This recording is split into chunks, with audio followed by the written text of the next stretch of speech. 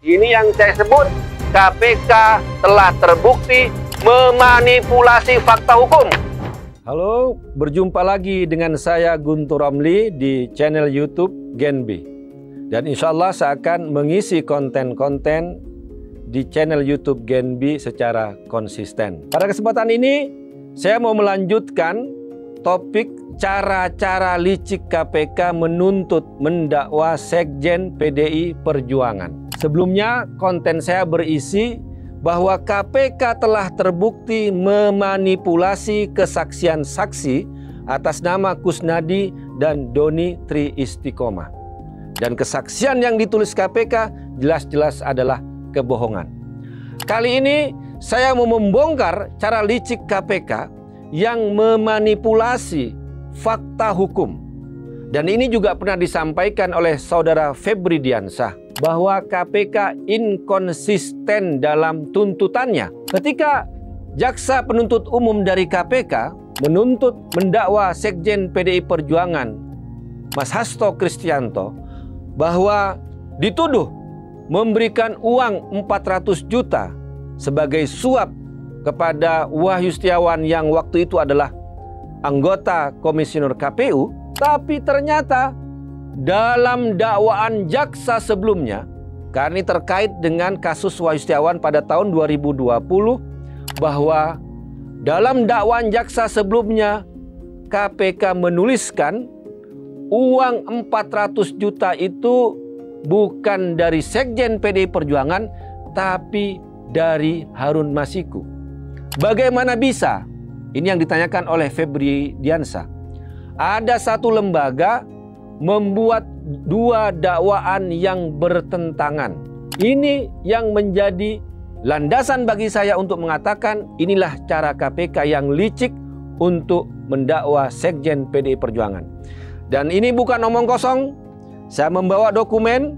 Ini ada dokumen dakwaan jaksa kepada Sekjen PDI Perjuangan Mas Hasto Kristianto. Dan saya juga membawa dokumen dakwaan jaksa kepada Wahyu Setiawan dan Agustiani Tio pada tanggal 15 Mei tahun 2020.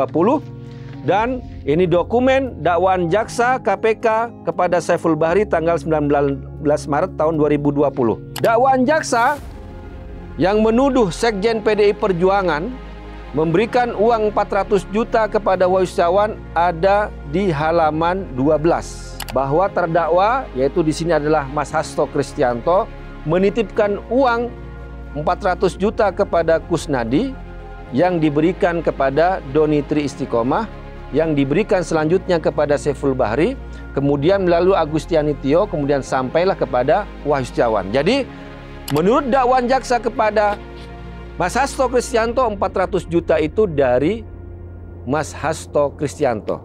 Nah, ini berbeda. Kalau kita membaca dakwaan jaksa kepada Wahyu Setiawan dan Agustiani Tio, pada halaman 7 yang menuliskan dakwaan jaksa, masih pada tanggal yang sama Harun Masiku memberikan uang kepada Saiful Bahri sejumlah 400 juta yang dititipkan melalui Kusnadi dan Doni Tri Istiqomah. Jadi uang 400 juta dari Harun Masiku. Ini di dakwaan Wahyu Setiawan dan Agustiani Tio. Dan itu juga konsisten ya di dakwaannya Saiful Bahri.